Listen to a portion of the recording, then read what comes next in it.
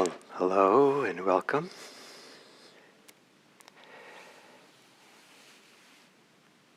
So this week, the instructions have been offered on mindfulness of thinking, and hopefully it hasn't been too complicated. The idea always is to try to keep the instructions simple. And that's the intention today as well. But it might, what the instructions I'll give might not be understandable. So then don't worry yourself about it. Don't try to force yourself to do it or think that you're supposed to do it. And the mindfulness of thinking is valuable.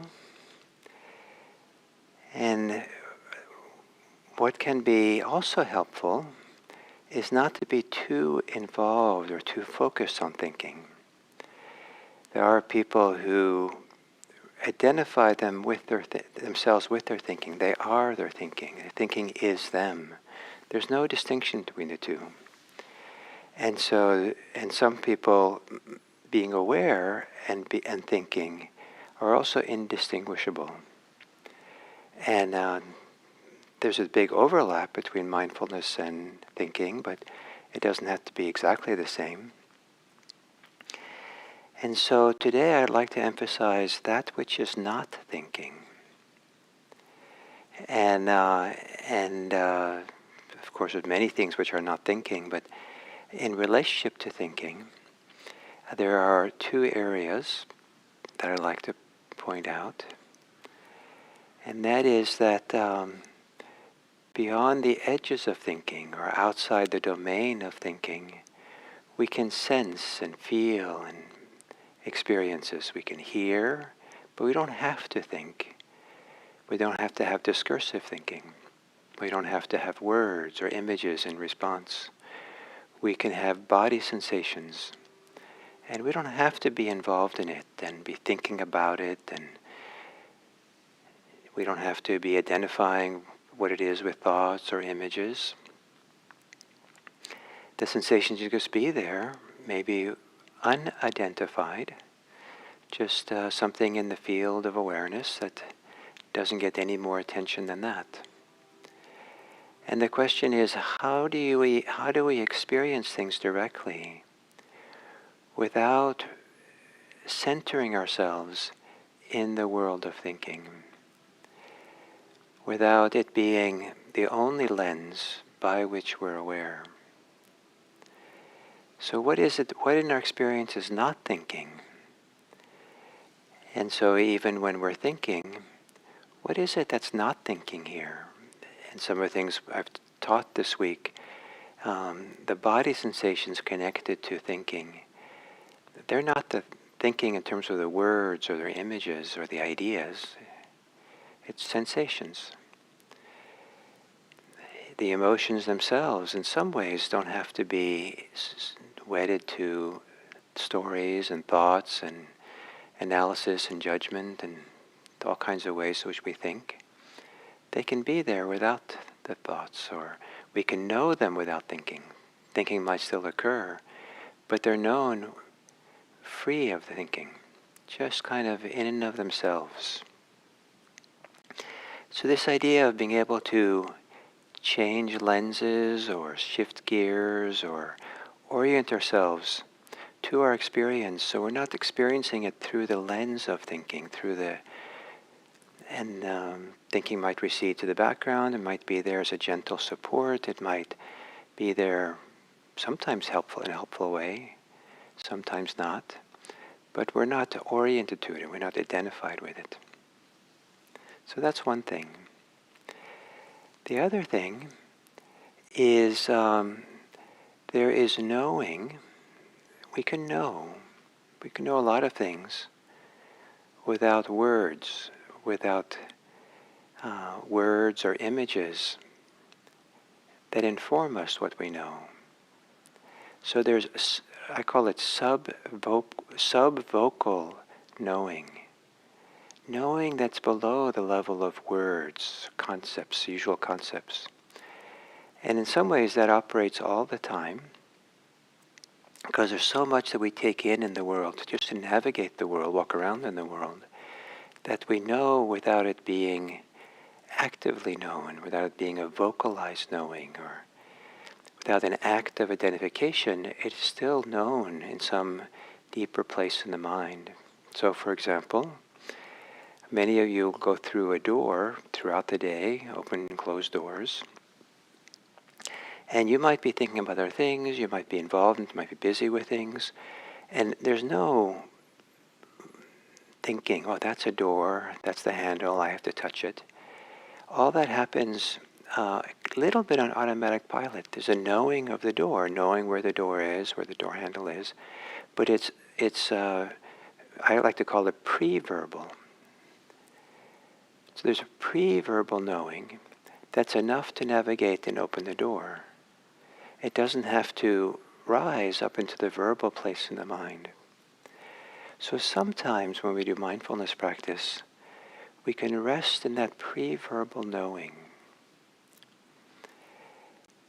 And then finally, this is where maybe it gets complicated, is there can be pre-verbal knowing of that which is not thinking. The experiences we have that are not in their origination, their arising, involve thinking. Pre-verbal knowing. And this is a place of quiet, of silence, that allows for some deeper knowing, a source from deep within, that will always keep us in the present moment. That's where this lives. So, assuming a meditation posture, and gently closing your eyes,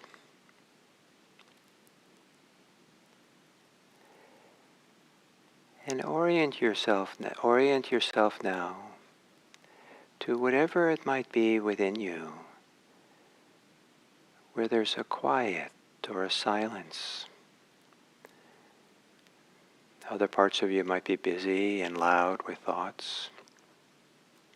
There might be agitation in the body. But see if you can find where, somewhere deep within, somewhere within, where there's a sense of stability and stillness. Maybe even a silence.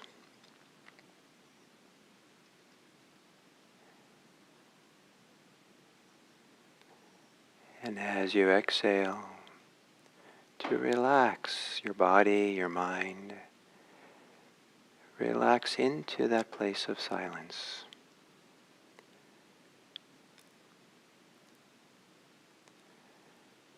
As you inhale, perhaps the inhale begins in that place of quiet or calm or stillness within, relaxing back to it on the exhale.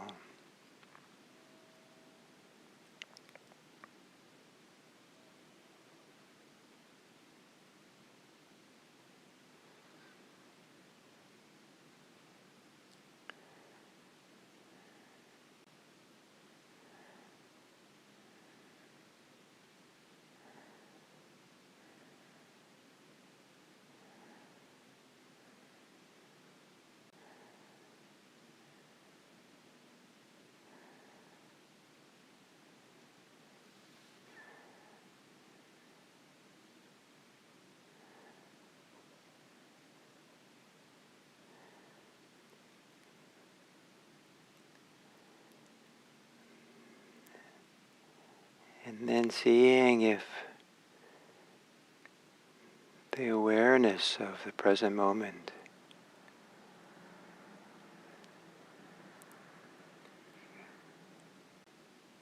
maybe a pre-verbal knowing can arise from this place of quiet within.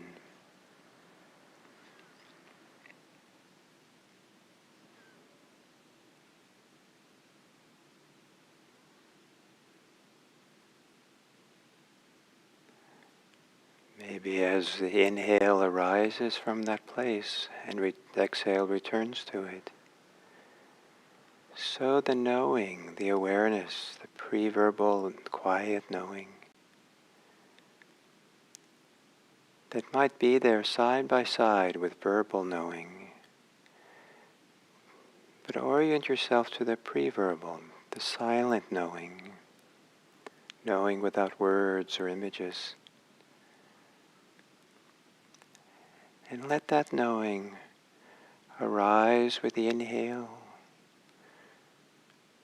return with the exhale to that place of quiet.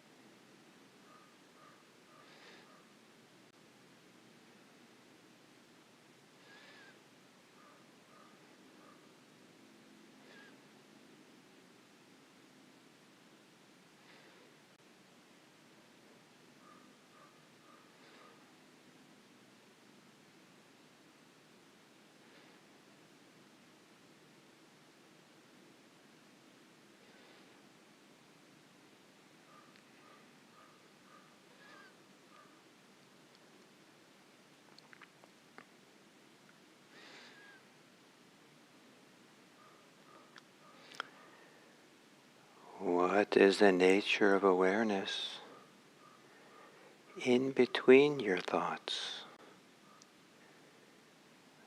When you don't use thoughts to answer the question,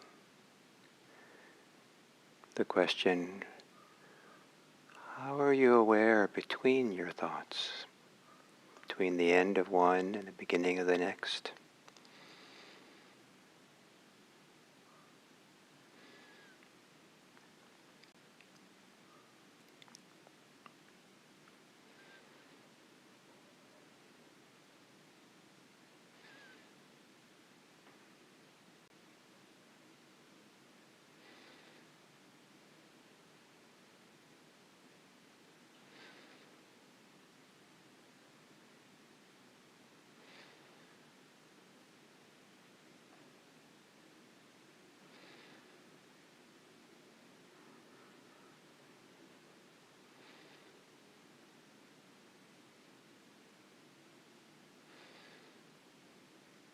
How are you aware beyond the edges of thoughts?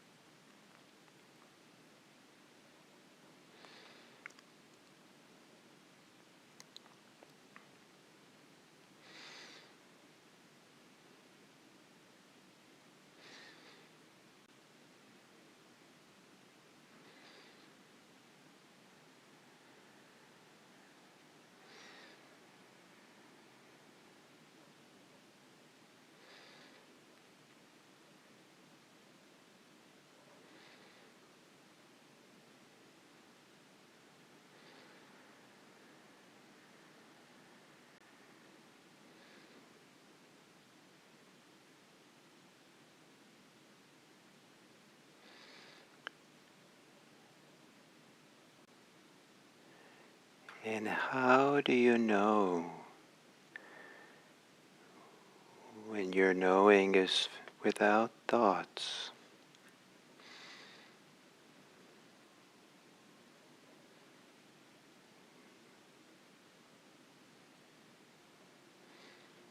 Without thinking?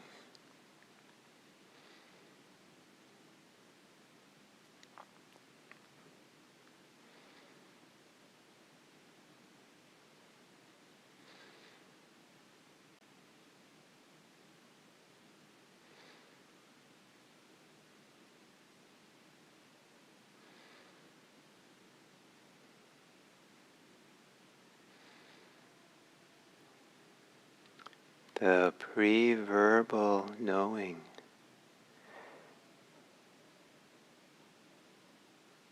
arising from a silent peace, peaceful silence within.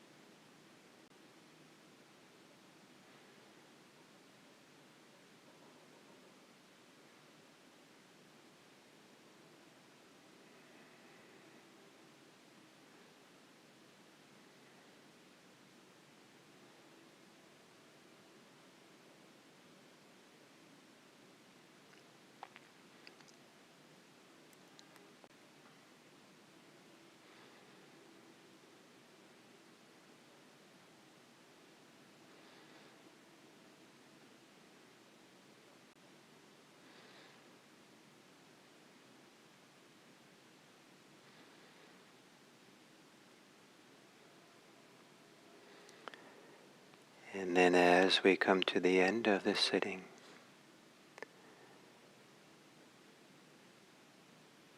maybe you can appreciate that the full range of how we can know, full spectrum of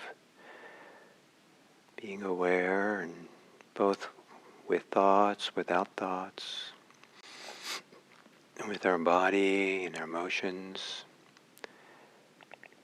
the ability to be present and receptive for all of it, present and with all of it suffusing us. For that to happen, it helps to feel safe. If we don't feel safe, the mind will naturally orient itself in such a way to focus on how to be safe, what to be concerned about. And for a few moments in meditation, maybe we can trust feeling safe enough to not focus on anything in particular, but rather to have the full capacity for awareness to flow through us, open, receptive to everything.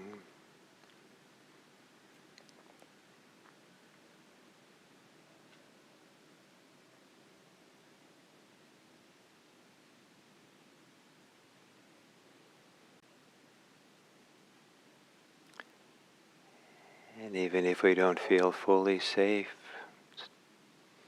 just feeling somewhat safe, to appreciate the value of it. value of feeling safe and safety, to come to the end of this sitting and become interested in being safe for others, to support others so they can be them fully themselves by being a safe person.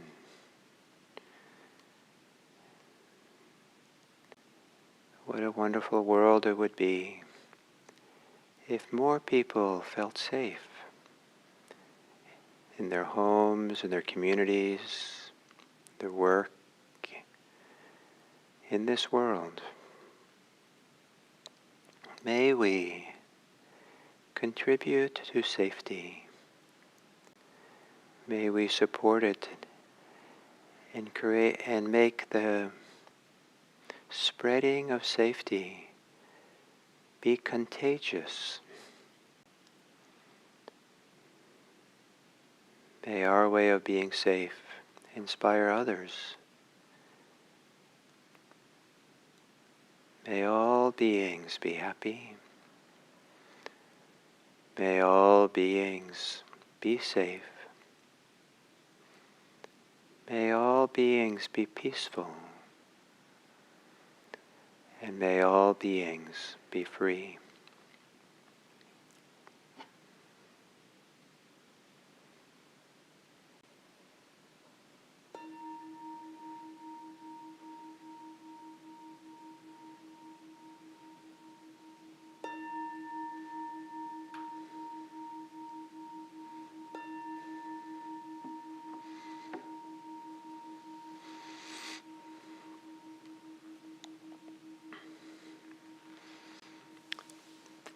Thank you.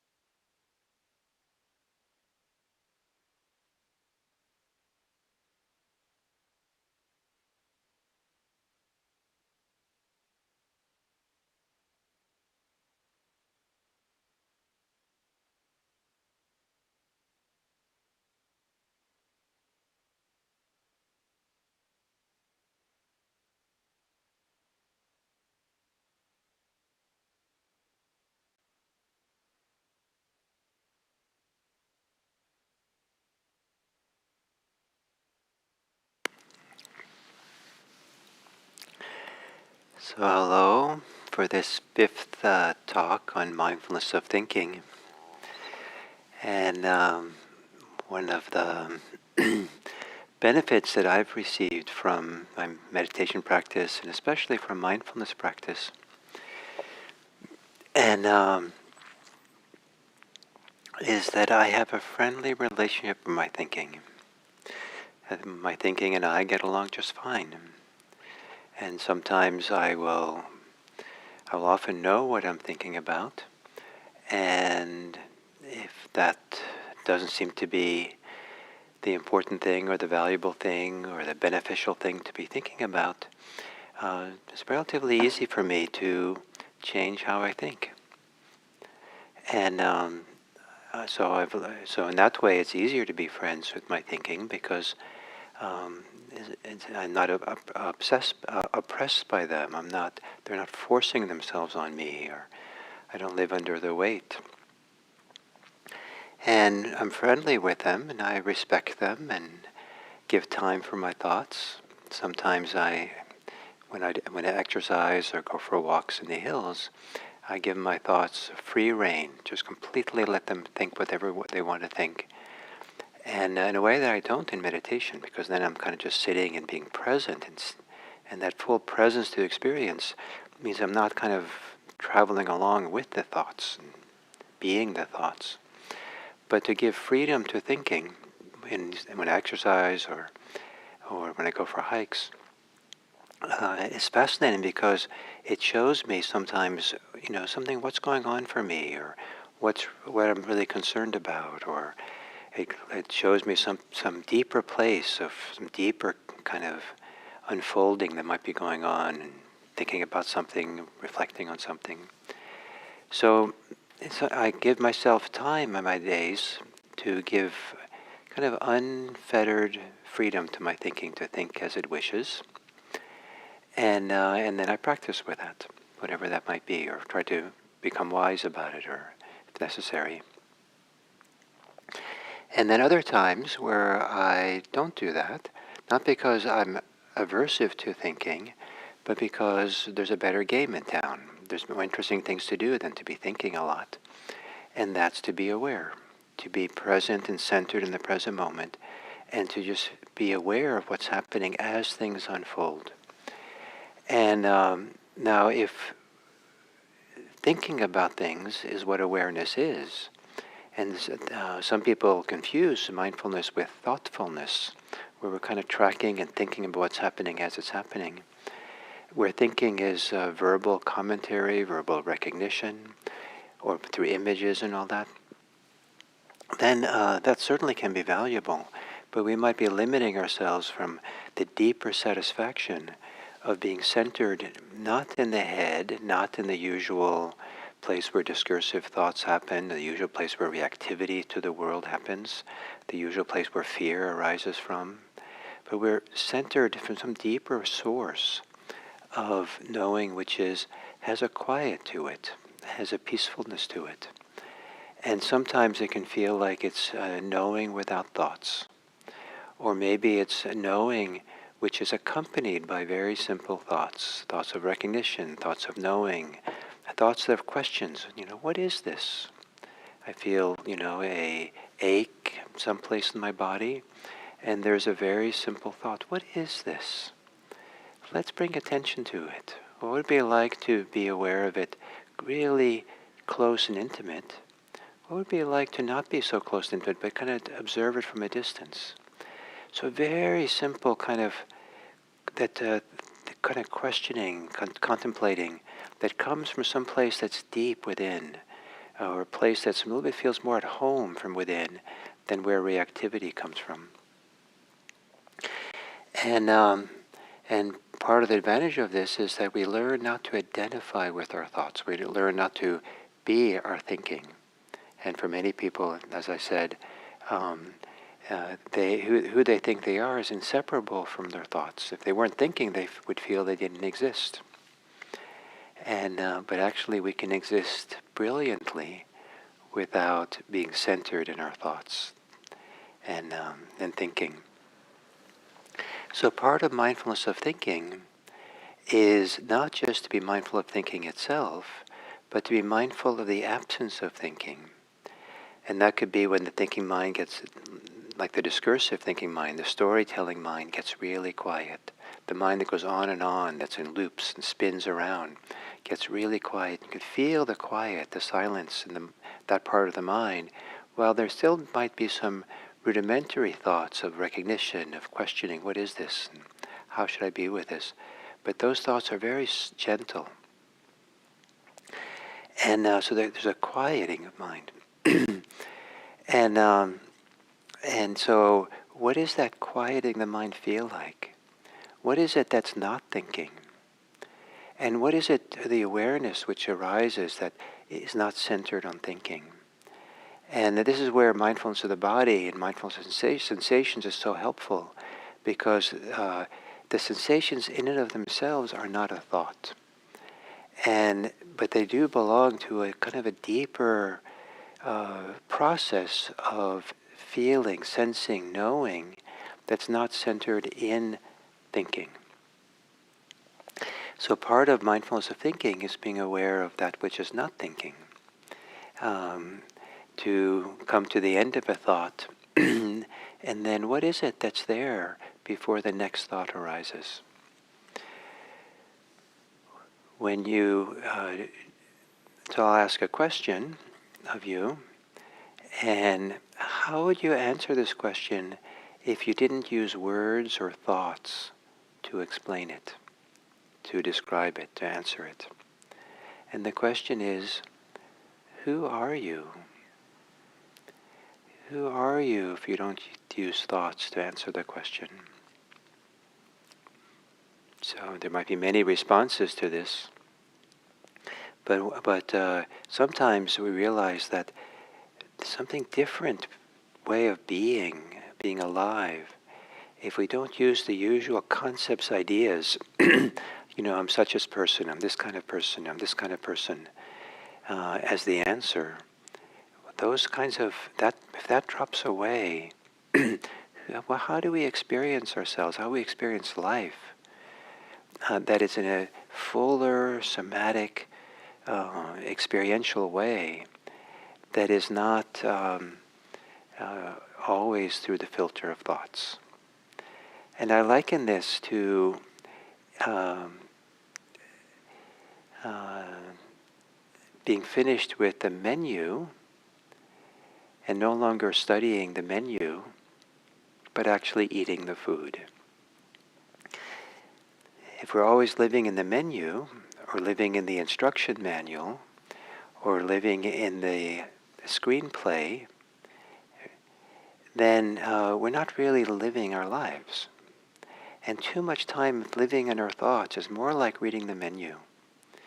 And so to learn how to be mindful of thinking in such a way that we start becoming free from being stuck in thoughts. We become free from identifying ourselves strongly with what thinking says to us. That we learn to be very respectful of thoughts. We can become friends of our thinking. We don't have to be opposed to it, but we're not caught in its web. We're not caught in its up in it. So then I'll end with an image, a metaphor that I like to use when I teach this mindfulness of thinking. So imagine that you've gone for a nice walk. It's a nice day. You're walking in a park. It's a safe and comfortable place. And you stop by the river and you lean against a tree of beautiful shade. It's very peaceful and pastoral. And you're very content and you have a nice little snack, maybe lunch. And you're sitting there and you're just enjoying the water flowing down. And some people can be almost pulled into the endless streaming of water as it keeps something very relaxing, and just watching the water flow and gentle little waves in the river coming and going. And it's all nice, and it's nice to be alive, it's not to be present. The hike's been good, you feel here, content. And then lo and behold, coming down the river is a showboat with music and dancing and games and casino and great food and attractive people. And the next thing you know, you're on that boat. You've been on that boat for a few days, and you kind of wait. How did I get here? I was having such a nice, contented time on the riverbank, and how did this happen? Well, you get off the boat and you finally make your way back up to where the tree is, and once again you're there, very content and happy, watching the river. Nothing's needed. No one to be, no one to become, no one to get, no one to understand. Nothing to understand, just there. And then down comes another boat. This time it's a war boat, fighting the battle, fighting the good war. And you see it, but then the next thing you know, you're on the boat for hours fighting the war. You don't even know what war you're fighting, but you're there manning the guns and directing the show, and then you kind of come to and say, wait a minute, what am I doing? How did I get there? What's going on? You get off the war boat, you come back up to your tree, you sit there. Next thing you know, there's a decrepit old raft that's barely alive, barely floating, just limping along, floating down the river, all half drowned. It just seems so poor and pathetic, and you feel sorry for it. And as soon as you feel sorry for it, you find yourself some hours later kind of somehow managing to sit on top of that raft and navigating down the river. And you wonder, how did I get on this raft? And then you make your way back to the tree. And the next boat that comes down the river, you lean against the tree, take a deep breath, relax, and you just watch it go down and pass. And other boats come, you watch them go past. You don't have to get on. So this is the analogy for thinking. All kinds of thoughts can come along, all kinds of boats. Do you get on the boat and don't even know you're on it? Fighting the good war, having the great fantasy, maybe feeling very sorry for yourself in some way. And all those things might be needed sometimes in life, but chances are they're not needed as much as all the boats we get on. So mindfulness is teaching us to stay present on the shore, the solid, safe shore, and just watch the stream, the flow of life in a freeing way without getting on. So thank you. So I hope this week on thinking has been useful.